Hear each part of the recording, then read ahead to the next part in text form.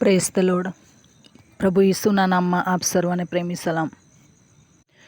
પ્રભુના વચનોમાંથી શીખવા માગીએ છીએ. ગીતશાસ્ત્રનું પુસ્તક તેનો 68મો અધ્યાય અને 16મી કલમ. ત્યાં લખવામાં આવ્યું છે, અરે શિખરવાળા પર્વતો, ઈશ્વરે રહેવાને માટે જે પર્વત પસંદ કર્યો છે તેને તમે વક્ર દ્રષ્ટિએ કેમ જુઓ છો? ખરેખર યહોવા ત્યાં સર્વકાળ રહેશે. આગળની કલમમાં લખવામાં આવ્યું છે, બાશાનનો પર્વત ઈશ્વરનો પર્વત છે.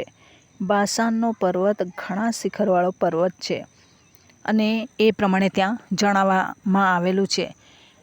અને તે પર્વત માટે લખવામાં આવ્યું છે, તેને તમે વક્ર દ્રષ્ટિએ કેમ જુઓ છો? ઈશ્વરે તે પર્વતને પસંદ કર્યો છે. યહોવા સર્વકાળ ત્યાં રહેવાના છે.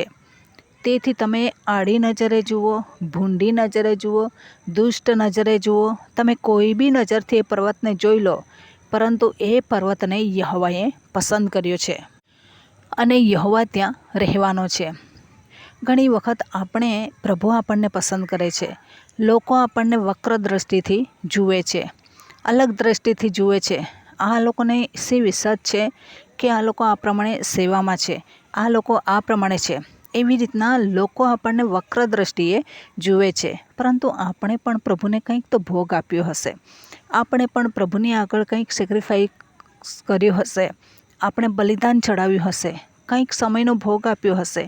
કંઈ ને કંઈ એવું તો હશે કે જેને લઈને પ્રભુએ આપણને પસંદ કર્યા અને પ્રભુ આપણને પસંદ કરે છે. પ્રભુ આપણી સાથે રહેવા માગે છે. પ્રભુ આપણી સાથે રહે છે. પરંતુ લોકો કઈ દ્રષ્ટિએ જુએ છે? વક્ર દ્રષ્ટિએ જુએ છે, ભૂંડી નજરે જુએ છે, તીરછી નજરે જુએ છે, દુષ્ટ નજરથી જુએ છે, કપટથી જુએ છે. પરંતુ કંઈ એ લોકોનું વળવાનું નથી. ઈશ્વર જ્યારે પસંદ કરે છે, એની સાથે કેટલીય આડાઈ કરવામાં આવે, કેટલીય બડાઈ કરવામાં આવે, કેટલાય અન્યાય કરવામાં આવે, કેટલાય દોષાર્પણના ટોપલા ચઢવામાં આવે, તો છતાં પણ જો ઈશ્વરે પસંદ કર્યા છે તો લોકો ટોપલા ચડાવીને થાકી જશે, પરંતુ એક બી ટોપલો માથા ઉપર સ્થિર રહેવાનો નથી. આ દિવસોમાં ઈશ્વર આપણને પર્વતની જેમ પસંદ કરે છે. ઈશ્વર આપણને પસંદ કરે છે. આખી દુનિયા આપણને વક્ર દ્રષ્ટિએ જુએ તો પણ શું ફેર પડવાનો છે? સર્વશક્તિમાન ઈશ્વર આપણા ફેવરમાં છે. સર્વશક્તિમાન પ્રભુ આપણો પક્ષ લે છે. તેથી આડી દ્રષ્ટિએ જોવાથી કે તીરછી નજરથી જોવાથી કંઈ જ આપણું બગડી જવાનું નથી. લોકો આપણને જે દ્રષ્ટિએ જોતા હોય તેને જોવા દઈએ.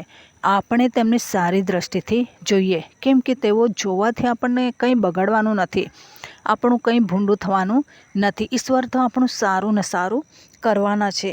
તેથી આપણે શું કરવાનું છે કે ઈશ્વરે આપણને પસંદ કર્યા છે અને ઈશ્વર આપણને નિમે છે, ઈશ્વર આપણને સ્થિર રાખે છે.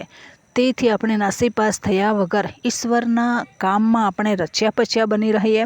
લોકોને શું છે કે આપણે પ્રભુના કામ બંધ કરી દઈએ. આપણી સી હેસિયત છે કે આપણે પ્રભુના કામ કરીએ એવું લોકોએ કહેવું છે.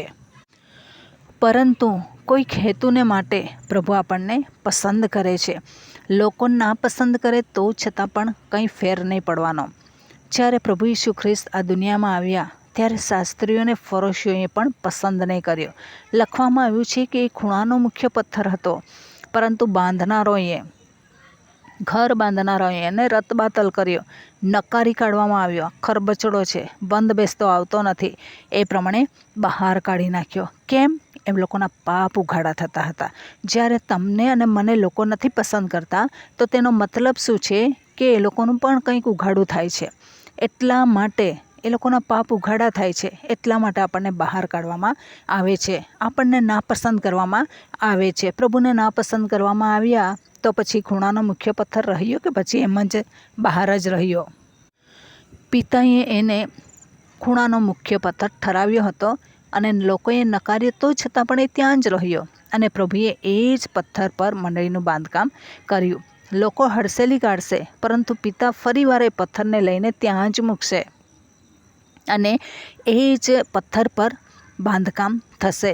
કેટલાય નકાર, વિરોધ હોય તો છતાં પણ ઈશ્વર આપણને પસંદ કરે છે. ટોળાના ટોળા આપણા વિરોધમાં ઉઠતા હોય તો છતાં ઈશ્વર આપણને પ્રેમ કરે છે, ઈશ્વર આપણને ચાહે છે. ઈશ્વર કહે છે કે હું તમને લવ કરું છું. અને તેથી આપણે નાપસંદ પડેલા હોય તો છતાં પણ પ્રભુના કામમાં આગળ અને આગળ વધવાનું છે. યાકૂબની પત્ની લેયા હતી અને એ લેયાને પણ યાકૂબે નાપસંદ કરી. પ્રભુએ જોયું કે લેયા નાપસંદ પડી છે, રાહેલ પસંદ પડી છે. રાહેલનું ગર્ભસ્થાન જ બંધ કરી દીધું અને નાપસંદ કરેલી લેયા હતી એના પેટે દીકરાઓનો જન્મ થયો. આજે જ્યારે આપણને નાપસંદ કરવામાં આવે, પ્રભુ આપણો જ ઉપયોગ કરે છે. તેમની સેવાને માટે આપણો જ ઉપયોગ કરે છે.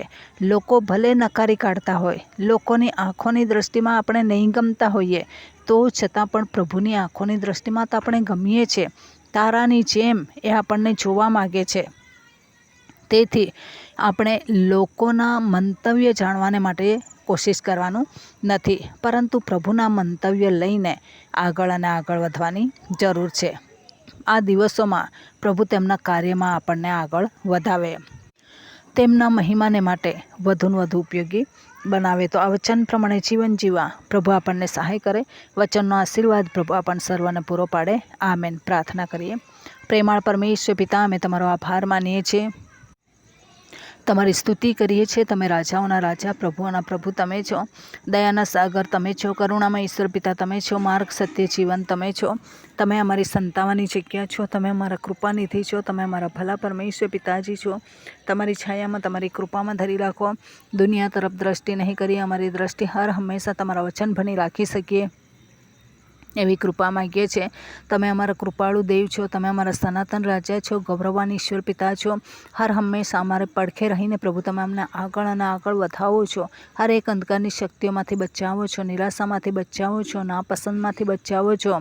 અને પ્રભુ તમે અમારો પક્ષ લઈને લડો છો અને અમને વિજેતા બનાવો છો, અમને ખુશનુમ રાખો છો. તેના માટે પણ ઈશ્વર પિતા અમે તમારો આભાર માનીએ છીએ, તમારી સ્તુતિ જ કરીએ છીએ. તમારા ચરણોની આગળ તમામ શ્રોતાજનોને મૂકી દઈએ છીએ. એમના જીવનમાં પણ પ્રભુજી જેમ પર્વતોને વક્ર દ્રષ્ટિએ જોવામાં આવે છે, એવી રીતના તમામ શ્રોતાજનોના જીવનોમાં પણ બનતું હશે. લોકો એમને વક્ર દ્રષ્ટિએ જોતા હશે, ત્યારે પ્રભુ તમે હિંમત આપો, બળ આપો.